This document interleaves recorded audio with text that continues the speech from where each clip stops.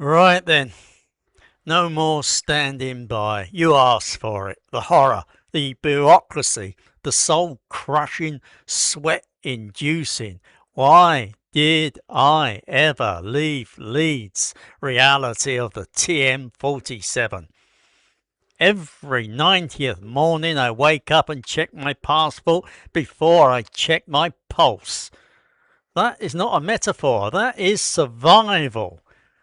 Imagine a date, not a romantic one, a date that stalks you, that lives in your calendar, that your wife remembers before you do, usually at 10 p.m. on a Sunday.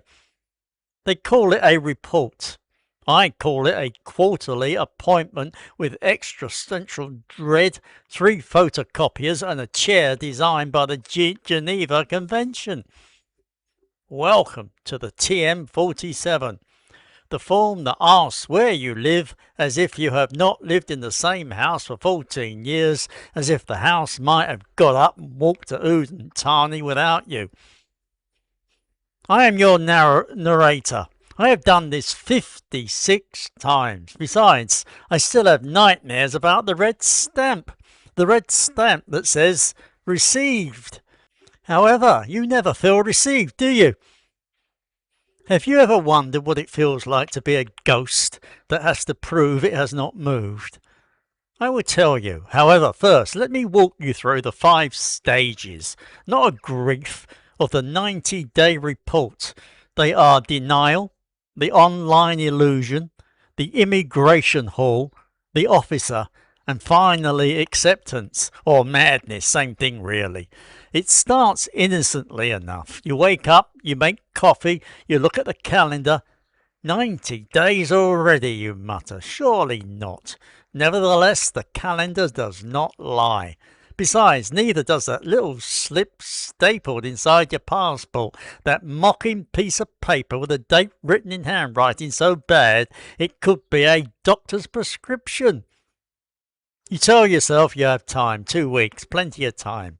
So you do nothing, and that is the first mistake, because the 90-day report is like a termite. It is quiet, it is patient. Besides, by the time you notice it, the structural damage is already done. Stage 2, the online illusion. I will just do it online, you say, like a fool, like an innocent. You open the website, the Thai immigration website, a digital artifact that looks like it was designed in 1998 by a bored civil servant who hated the internet. You enter your details, passport number, nationality, date of entry, the name of your first pet, your mother's maiden name, the exact second you last sneezed. You upload your documents, passport, photo, TM6 arrival card, a selfie holding today's newspaper, a blood sample, a signed confession. You click submit, then nothing. The wheel spins. The little loading icon, it spins and spins and spins. You wait 5 minutes, 10. You make another coffee. You name the spinning wheel Mr. Death. Then the message appears. System error. Please contact your local immigration office. In other words, get in a car, Grandad. You are going on a field trip. The online system is not a tool, it is a trap. It exists not to help you, but to give you false hope before crushing it with the efficiency of a rice truck. Stage 3, the immigration hall. You arrive at immigration, 8:30 a.m. You think you are early. You are not early. You take a number 347. They are currently serving number 12. You sit down. The chairs are plastic. The plastic is warm. The warmth is from the collective anxiety of 200 people who have all made the same terrible life choices. To your left, a German man in sandals and socks staring at the wall like a war veteran. To your right, a young digital nomad on his laptop, smug, because he thinks he can work from anywhere. Watch him. His confidence will drain in approximately 45 minutes. In front of you, an old American who keeps muttering, "I should have moved to Costa Rica," on the loop. And behind you, a queue that stretches back to the car park. A queue that has its own weather system. A queue that whispers, "You will never leave." You check the ticket board. Number 13 is now serving. You are number 347. You do the math. Your eyes glaze over. You forget what sunlight looks like. Stage 4. The officer. 3 hours and 47 minutes later, you reach the counter. The immigration officer is young. She is wearing a crisp uniform. She does not smile. She has not smiled since 2019. You suspect she cannot smile. You suspect smiling was removed during training and replaced with the ability to type with one finger. You slide your documents across the counter. She looks at your passport. She looks at you. She looks at the TM47 form, the form you filled out by hand because the online system hates you. She asks, "Same address?" You nod. Same address. 14 years, same house, same village, same mango tree, and she still asks. She types. One key. Pause. Another key. Pause. You watch her finger hover over the keyboard like a vulture circling a dying animal. You consider the passage of time. You consider the heat death of the universe. You consider that you could have learned a new language, written a novel, or grown a human being from scratch in the time it takes her to press enter. She stamps your passport. Thump! She hands it back. Next!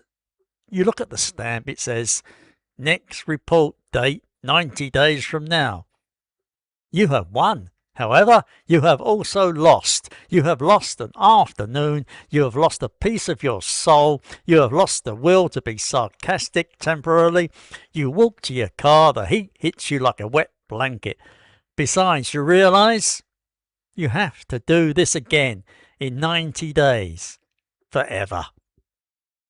Stage 5. Acceptance or madness. Here is the horror, my friend, the real horror. It is not the queue. It is not the form. It is not the officer who types like a snarling treacle. It is the cycle. You finish one report and the next one is already breathing down your neck. It lives in your calendar. It haunts your dreams. You wake up in a cold sweat at 3 a.m. thinking, did I do the 90-day report? Or did I imagine it? You check your passport. The stamp is there. You breathe. Then you flick the page. 90 days. Tick tock. On top of that, here's a psychological twist. You start to identify with the report. You become a creature of intervals. Your life is not measured in years or memories. It is measured in stamps, in cues, in the slow, rhythmic destruction of your patience. You are no longer a man. You are a TM47 with legs. However, here's the thing. This is just a sarcastic fictional story inspired by experiences and observations where the facts speak for themselves. It is not my autobiography or anyone else's. You are hearing my real voice while the visuals are AI generated. Now, with that said, the real joke, the 90-day report is completely pointless. Let me explain. You report your address. They note it. They stamp it. However, do they check? Do they send someone to your house? Do they knock on your door and say, "Ah, yes, the grumpy Englishman is still here, sitting on his porch complaining about the heat"? No, they do not. You could move to a different province. You could move to a different country. You could move to the moon. As long as you show up every 90 days with a form, they stamp it and wave you through. The system does not track you. It does not verify you. It simply occupies you. It is a tax on your time, a bureaucratic hazing ritual, a way of saying, you may live here, but you will never be comfortable here. You will always remember that you are a visitor. Now sit in a plastic chair and wait. That right there is the psychological horror. Not the form, not the queue, the pointlessness. So here is what I have learned after 56 reports, 56 afternoons, 56 batches of photocopies, 56 slow motion walks to the counter. You cannot beat the system. You cannot outsmart it. You cannot even complain about it, because complaining takes energy, and you will need that energy for the next queue. Nevertheless, you can change your relationship with it. Stop seeing the 90-day report as a punishment. See it as a pilgrimage, a mandatory meditation on impermanence, a reminder that you are exactly where you are, and that is temporary, and that is fine, and that is the price of admission. Bring a book, bring snacks, bring a power bank. Treat it like a terrible field trip. Besides, when the officer says, same address, smile. Just a little, because for all the horror, for all the queues, for all the pointless typing, you are still here. Moreover, that is more than the online system can say. Right, you have suffered with me. Now it is your turn. Smash that like button if you have ever bought a packed lunch to immigration.